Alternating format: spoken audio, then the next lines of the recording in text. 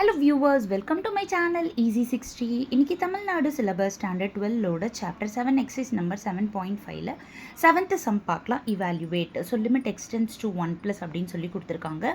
First limit apply பண்ணி பார்க்கலாம். So 2/1 minus 1 minus 1 minus 1ன்னு வருது, which is infinity minus infinity form.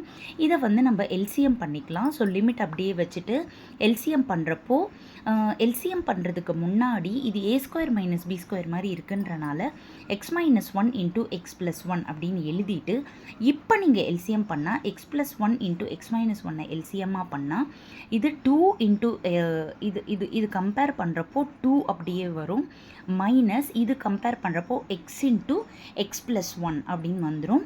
இப்போ 2 மைனஸ் எக்ஸோடு உள்ளே மல்டிப்ளை பண்ணால் minus X square minus X divided by X square minus 1. LCM முடித்த பிறகு மறுபடியும் நீங்கள் லிமிட் அப்ளை பண்ணி பார்த்தா எக்ஸ் இருக்கிற இடத்துலலாம் 1 போடுறப்போ 0/0 ஃபார்ம்னு வருது. இப்போ நம்ம எல்ஹெச் ரூல் அப்ளை பண்ணுறப்போ இங்கே வந்து 2 வந்து டிஃப்ரென்ஷியேட் பண்ணால் 0 ஆகிடும், மைனஸ் எக்ஸ் ஸ்கொயரை பண்ணால் மைனஸ் 2x, மைனஸ் எக்ஸை டிஃப்ரென்ஷியேட் பண்ணால் மைனஸ் 1 டிவைடட் பை எக்ஸ் ஸ்கொயரை டிஃப்ரென்ஷியேட் பண்ணால் 2x.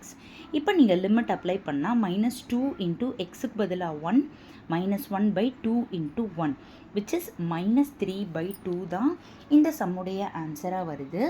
இதுவரை என்னோட சேனலை சப்ஸ்கிரைப் பண்ணாதவங்க ப்ளீஸ் சப்ஸ்கிரைப் பண்ணிக்கோங்க. அப்போ தான் நான் டெய்லி போடுற வீடியோஸ் உங்களுக்கு நோட்டிஃபிகேஷனில் வந்துக்கிட்டே இருக்கும்.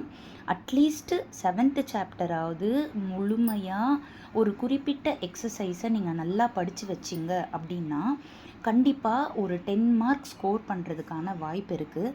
ஸோ நான் என்னோடய சேனலில் பொறுமையாக 7th சாப்டரை சொல்லி கொடுத்துட்ருக்கேன். அதனால் கொஞ்சம் நல்லா பார்த்துக்கோங்க. Thank you viewers.